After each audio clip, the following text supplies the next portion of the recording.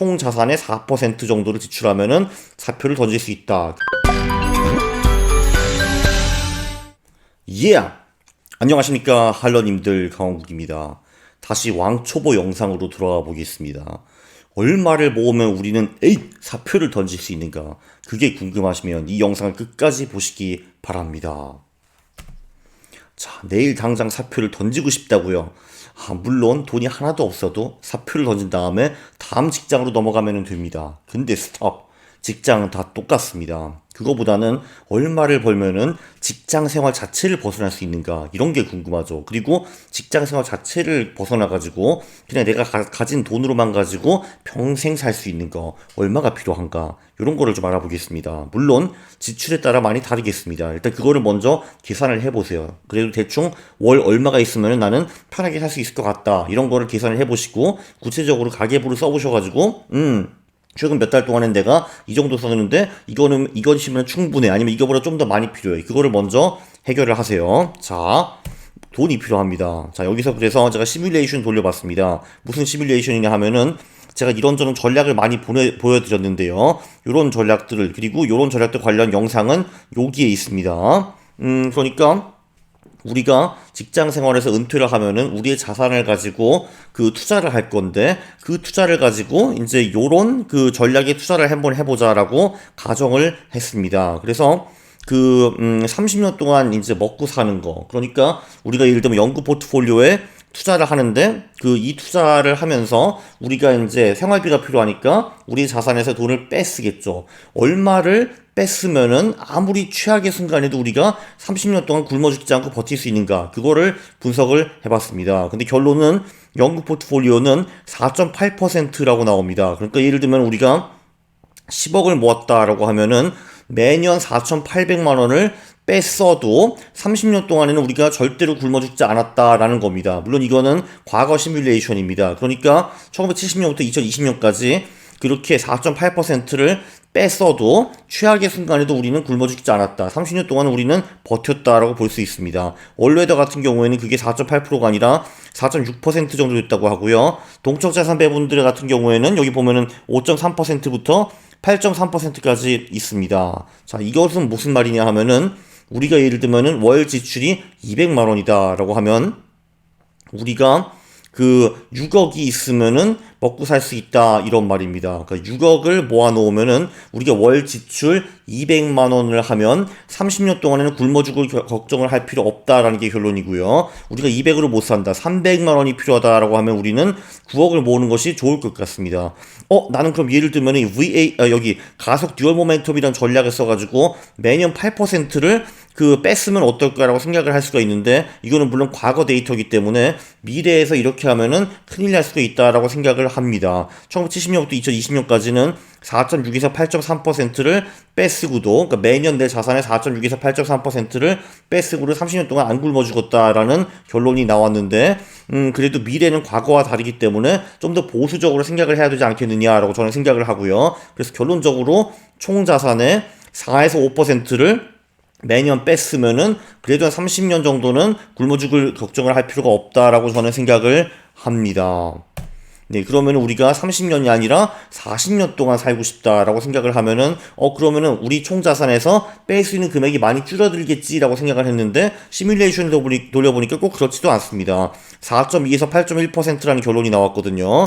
조금 전에는 30년짜리는 4.6에서 8.3으로 나왔는데 큰 차이가 없습니다. 그래서 여기도 결론적으로는 40년 동안 우리가 굶어 죽지 않고 먹고 살고 싶으면은 총 자산의 4에서 5% 정도 빼쓰는 것이 좋지 않을까라고 생각을 합니다. 참고로 우리가 그래 인생이 뭐 있냐 해가지고 나는 총 자산의 5%를 맨날 빼쓰겠어 라고 결심을 하면은, 네, 그러면은 4.8억만 모아도 은퇴를 할 수가 있습니다. 네, 월 지출을 200만 원으로 제한한다고 하면은 40년 동안 안 굶어 죽습니다. 이게 재밌는 게 뭐냐 하면은 200만 원이 지금 200만 원인데 우리 지출은 당연히 인플레이션으로 같이 늘어난다라고 우리가 가정을 한 겁니다. 그러니까 첫 해는 200을 쓰고 둘째 해에는 204만 원, 셋째 해에는 208만 원, 210만 원 이런 식으로 쓰는 게 이미 가정이 되어 있습니다. 그래서 이거를 보시면서 느끼시는 분들이 있을 거예요. 사실 내가 30년, 40년 안 굶어 죽고 먹고 살 만큼의 자산이 그렇게 크지도 않네? 라고 생각하시는 분들이 있고, 아니야, 쉣, 나는 월 1000이 필요한데, 야, 그럼 내가 최소 24억에서 30억을 모아야 된다는 거야? 절망하시는 분들도 있을 겁니다. 자, 그런데 그래서 이런 식으로 이제 50개 시뮬레이션, 그러니까 50개 전략의 50년 시뮬레이션을 돌려봤는데 결론이 이제 어떻게 나왔냐면은 이게 일단 정적 자산 배분부터 먼저 찾아보겠습니다. 여기 보면은 여기 가장 위에 있는 게 골든 버터플라이라는 전략이고 그 밑에 있는 전략이 영구 포트폴리오, 그 다음에 올 웨더, 그리고 가장 밑에 있는 게 6040 포트폴리오인데요. 우리가 어떻게 하면은 20년 동안 안 굶어 죽을까라는 생각을 해보면은 그래도 총 자산의 5에서 한 6, 7% 정도는 뺄 수 있다라는 결론이 나왔습니다. 그래서 여러분들이 아이고, 내가 좀 병이 좀 심해가지고 20년 안에 죽을 것 같네 하면은 네, 그러면은 총 자산의 5, 6, 7%를 뺏으셔도 되는 겁니다. 근데 대부분 그거보다 좀 오래 살고 싶다. 30년, 40년 살고 싶으면은 총 자산의 한 4에서 5% 정도 뺏쓰는 것이 적합하지 않은가라고 생각이 되고요. 동적 자산 배분 같은 경우는 여기 40개 전략이 있는데 이거 진짜 천차만별입니다. 30년 먹고 살려면은 재수 좋아가지고 요 전략을 선택했다면은 매년 총 자산의 8%를 막 신나게 뺏쓰는데도 굶어 죽지 않았고요. 또 다른 전략을 썼으면은 네, 5%도 못 썼는데 굶어 죽은 그런 전략들도 있었습니다. 그래서 여기 대충 이게 좀 복잡하긴 한데 우리가 30년 먹고 살고 싶다라고 하면은 그러니까 굶어 죽지 않고 살고 싶다 하면은 여기서도 한 4, 5% 정도 뺏쓰는 게 적절하지 않나 싶고요. 자, 근데 이거는 좀 이제 늦게 은퇴하신 분들, 그러니까 은퇴하고 30년, 40년 못 사시는 분들한테는 적합한데, 아니 나는 40세 은퇴를 할 건데, 야 40세 은퇴하면 내가 40년 후에도 안 죽잖아. 그러면 이제 그게 중요하겠죠. 얼마를 총 자산에서 뺐어도 내 자산이 줄지 않는가, 인플레이션을 고려하더라도 내 자산이 줄지 않도록 하려면은 총 자산에서 몇 퍼센트를 뺏을 수 있는가, 그런 것도 한번 계산을 해봤거든요.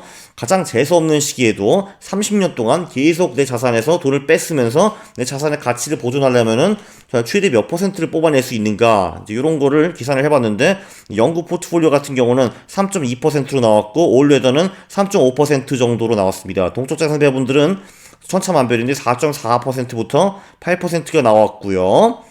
이거를 보면은 그러면은 영원히 내 자산의 가치를 보존을 하려면은 내 총 자산의 3에서 4%만 뺏쓰는 것이 안전하지 않은가라는 그런 결론이 나왔습니다. 참고로 우리가 이제 월 200만 원 지출을 하고 싶은데 총 자산에서 3%만 뺏쓰고 싶다 하면 8억이 필요한 거고 4%를 뺏쓰고 싶다 그러면 6억이 필요하다라는 거를 볼 수가 있습니다. 우리가 월 500 지출이 필요하다. 근데 나는 총 자산에서 3%만 뺏쓰고 싶어 라고 생각을 하면은 20억이 필요하고요. 그리고 총 자산에서 나는 4%를 뺏쓰고 싶어 하면은 15억 원 정도가 필요한 것 같습니다.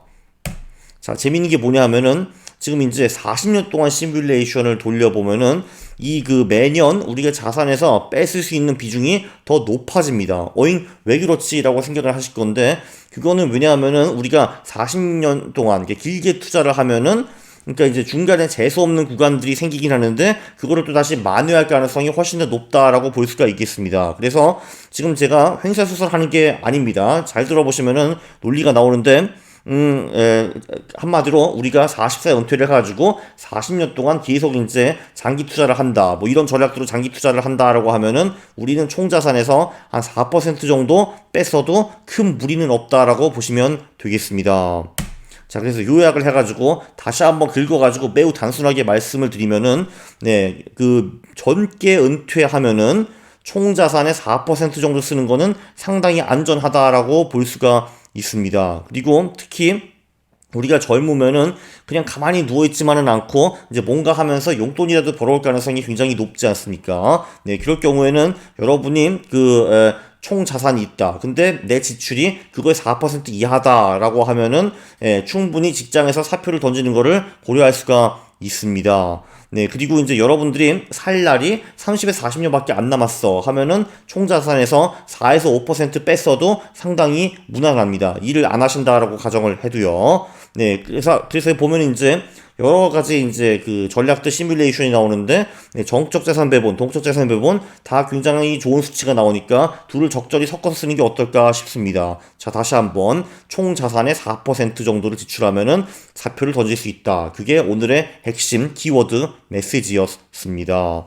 네, 그리고 저는 솔직히 젊어서는 자산의 5% 쓰고 이제 부업을 대충 해도 무난하다고 저는 생각을 합니다. 네, 이거를 다시 한번 그 바꿔 보면은 여러분을 필요한 연 지출의 20배 정도를 모았다. 그러면 H 사표 해도 무난하다라는 겁니다. 아, 물론 그냥 휙 던질 필요는 없고요. 직장이 재밌을 수도 있지 않습니까? 그러면 당연히 안 던져셔도 되고요.